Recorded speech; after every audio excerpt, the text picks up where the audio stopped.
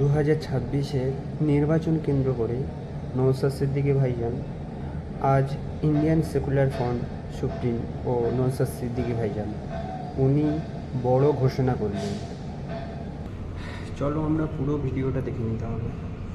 Indian secular front West Bengal state কমিটির পক্ষ থেকে বিশেষ বার্তা। বর্তমান সময়ে একদিকে কেন্দ্রের ফ্যাসিস্ট সরকার, ঠিক সাথে সাথে আমাদের রাজ্যের আপাতমস্তক দুর্নীতিগ্রস্ত যে সরকার চলছে, এর বিরুদ্ধে পশ্চিমবাংলার মানুষ পরিত্রাণ পেতে চাইছে। রাজ্যের বিভিন্ন প্রান্ত থেকে প্রতিনিয়ত ইন্ডিয়ান সেকুলার ফ্রন্টের রাজ্য অফিস থেকে শুরু করে বিভিন্ন নেতৃত্বের সাথে যোগাযোগ করছে যে দলের অংশগ্রহণ করার জন্য, দলের সাথে যুক্ত হওয়ার জন্য, এবং সে কথা মাথায় রেখে এবং আমাদের দলের পুনর্গঠনের কথা চিন্তা ভাবনা করে আমরা আর আপকামিং অ্যাসেম্বলি ইলেকশনের কথা মাথায় রেখে, অর্থাৎ 2026-এর বিধানসভা নির্বাচনের কথা মাথায় রেখে যে কিভাবে তৃণমূল কংগ্রেস এবং বিজেপিকে পরাস্ত করা যায়। কারণ ইন্ডিয়ান সেকুলার ফ্রন্ট মনে করে রাজনৈতিক প্রথম প্রতিপক্ষ হচ্ছে বিজেপি, তার সাথে সাথে তৃণমূল কংগ্রেসও আমাদের সাথে রাজনৈতিক প্রতিপক্ষ। সুতরাং এই দুই অপশক্তিকে গণতান্ত্রিক প্রক্রিয়াতে বিসর্জন দিতে হবে। তাই বিসর্জন দিতে গেলে রাজনৈতিক ক্ষমতা অর্জন করতে হবে। তো রাজনৈতিক ক্ষমতা অর্জন করার মূল উৎস হচ্ছে বুথ। সেই বুথকে শক্তিশালী করার জন্য, বুথ কমিটি তৈরি করার জন্য, সেই বুথের মানুষকে ঐক্যবদ্ধ করার জন্য আমরা পার্টির পুনর্গঠন প্রক্রিয়া শুরু করতে চলেছি। সেই লক্ষ্যে ইন্ডিয়ান সেকুলার ফ্রন্টের স্টেট কমিটি বিভিন্ন আলোচনা, একাধিক আলোচনার পরিপ্রেক্ষিতে আজকে আমরা রাজ্যের বিভিন্ন জেলার বিভিন্ন বিধানসভার অবজারভারদের নাম ঘোষণা করছি। এই অবজারভারদের মাধ্যমে আমরা বুথের স্তর থেকে শুরু করে বিধানসভা স্তর পর্যন্ত পার্টির পুনর্গঠনের কাজ আমরা করব। যেই পুনর্গঠনের মাধ্যমে 2026-এ বিধানসভা নির্বাচনে আমরা গণতন্ত্রকে রক্ষার লড়াই, বিজেপি এবং তৃণমূলকে হারানোর লক্ষ্যে আমরা ঝাঁপিয়ে পড়ব। আমরা এখন রাজ্যের বিভিন্ন জেলার যে অবজারভার যারা আছেন তাদের নাম ঘোষণা করব। ইন্ডিয়ান সেকুলার ফ্রন্টের পক্ষ থেকে যে সমস্ত দায়িত্বশীল মানুষদের হাতে অবজারভারের দায়িত্ব বা পর্যবেক্ষকের দায়িত্ব আমরা অর্পণ করেছি, প্রাথমিক পর্যায়ে অর্থাৎ যারা দায়িত্ব নিয়ে এই কাজটি সম্পূর্ণ করবেন, প্রথম পর্যায়ের ঘোষণা আজকে আমরা করছি। খুবই তাড়াতাড়ি আমরা দ্বিতীয় পর্যায়ের বিধানসভার নাম, বিধানসভার নম্বর এবং সাথে সাথে কারা পর্যবেক্ষকের দায়িত্ব পালন করছেন সেটা আমরা ঘোষণা করব। আমরা প্রথম পর্যায়ের আজকে ঘোষণা করছি। কুচবিহার জেলার কুচবিহার দক্ষিণ বিধানসভার পর্যবেক্ষক হিসাবে আমরা মোহাম্মদ শাহিনুর হক ও বাপি আলমকে দায়িত্ব দিয়েছি। আলিপুরদুয়ার জেলার কালচিনি বিধানসভাতে আমরা রাকেশ তামাং, ফারিজুল ইসলাম দায়িত্ব দিয়েছি। জলপাইগুড়ি জেলাতে নাগরাকাটা বিধানসভার রাজচিক বড়াইককে আমরা দায়িত্ব তুলে দিচ্ছি। উত্তর দিনাজপুর জেলার করণদিঘি বিধানসভার অধ্যাপক বাপি সরেন ও আবু বকর সিদ্দিককে এই দায়িত্ব আমরা অর্পণ করছি। ইটাহার বিধানসভায় আনোয়ার হোসেন সাহেব এই দায়িত্ব পাচ্ছেন। মালদা জেলাতে চাঁচল বিধানসভায় মোহাম্মদ কামরুল হোসেন মুকুল, যার ডাক নাম, তার হাতে আমরা দায়িত্ব তুলে দিচ্ছি। মোথাবাড়ি বিধানসভার মোহাম্মদ আলী কালিমুল্লাহ সাহেব, সুজাপুর বিধানসভায় মোহাম্মদ কালিমুল্লাহ হক সাহেব। মুর্শিদাবাদ জেলায় যে সমস্ত বিধানসভার আমরা অবজারভার দিচ্ছি, ফারাক্কা বিধানসভায় আজমিরুল শেখ, সাগরদী বিধানসভায় সাইফুদ্দিন মন্ডল ও আব্দুর রাকিব, ভগবানগোলা বিধানসভায় হাবিব শেখ, রানীনগর বিধানসভায় আইনজীবী অলিউল ইসলাম সাহেব, মুর্শিদাবাদ বিধানসভায় রিন্টু শেখ, আজাদ শেখ, রেজিনগর বিধানসভায় গোলাম মোস্তফা, হরিয়ারপাড়া বিধানসভায় সনত কুমার শর্মা, রাশেদুল মন্ডল। দমকল বিধানসভায় সিদ্দিক শেখ, জলঙ্গি বিধানসভায় কারিউল ইসলাম, গোলাম রহমান বিশ্বাস। এরপরে আমরা নদিয়া জেলায় আসছি। নদিয়া জেলার যে সমস্ত বিধানসভায় আমরা প্রথম পর্যায়ের অবজারভার নিয়োগ করছি তাদের নামগুলি হলো: করিমপুর বিধানসভায় অমিত চক্রবর্তী, যাকে পাপ্পু নামে পরিচিত যিনি; পলাশীপাড়া বিধানসভায় মহিবুল মন্ডল; চাপড়া বিধানসভায় ফরজ আলী মোল্লা, রমজান আলী মন্ডল; হরিণঘাটা বিধানসভায় শফিকুল মন্ডল।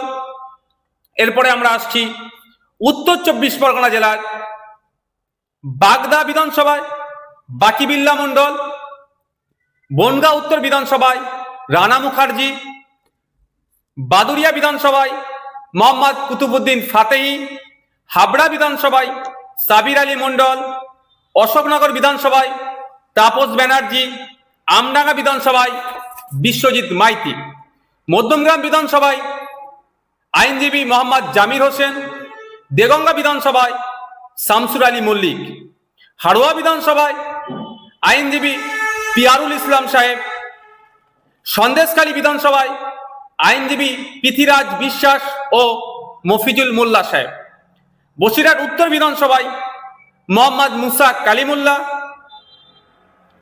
দক্ষিণ 24 পরগনা জেলায় প্রথম পর্যায়ে যে সমস্ত বিধানসভার অবজারভার পশ্চিমবঙ্গ রাজ্য কমিটি এবং কেন্দ্রীয় কমিটি নিযুক্ত করেছেন তার নামগুলো আমি ঘোষণা করছি। গোসাবা বিধানসভার ক্ষেত্রে প্রশান্ত নায়েক; কুলতলি বিধানসভার ক্ষেত্রে শহীদুল ইসলাম মোল্লা; পাথর প্রতিমা আব্দুল গফফার মোল্লা; আব্দুল মালেক মোল্লা; রায়দিঘি আব্দুল মালেক মোল্লা; মন্দির বাজার আমি মোহাম্মদ নওসাদ সিদ্দিকী; জয়নগর অনির্বাণ তলাপাত্র; বারাইপুর পূর্ব জয়দীপ গায়েন; ক্যানিং পশ্চিম গাজী শাহাবুদ্দিন সিরাজি ও মোহাম্মদ মোর্তজা খান; ক্যানিং পূর্ব গাজী শাহাবুদ্দিন সিরাজি; মগরাহাট পূর্ব কংসারী মন্ডল; ডায়মন্ড হারবার আইনজীবী মোহাম্মদ শাহাদাত শাহ; সোনারপুর দক্ষিণ অনির্বাণ তলাপাত্র; ভাঙড় আমি মোহাম্মদ নওসাদ সিদ্দিকী। হাওড়া জেলার যে সমস্ত বিধানসভায় এবং যাদেরকে প্রথম পর্যায়ে অবজারভার হিসাবে নিয়োগ করছি তাদের নাম এবং বিধানসভার নামও আমি উল্লেখ করছি। হাওড়া মধ্য বিধানসভায় নাসির খান; হাওড়া দক্ষিণ আইনজীবী শাহজাদা পারভেজ ও শেখ আব্দুল রাকিব; সাঁকরাইল শেখ নাজিম; পাঁচলা মুজিবুর রহমান; উলুবেড়িয়া পূর্ব নাসিরউদ্দিন মন্ডল; উলুবেড়িয়া উত্তর শেখ মোহাম্মদ ইকবাল; উলুবেড়িয়া দক্ষিণ আফতাব উদ্দিন মোল্লা; শ্যামপুর শেখ কামাল উদ্দিন; বাগনান তুষারেফ মল্লিক ডাকনাম মুজিবর; আমতা আমাদের নাসিরউদ্দিন মীর; জগৎবল্লভপুর নাসিরউদ্দিন মীর; ডোমজুর আইনজীবী শেখ সাবির আহমেদ।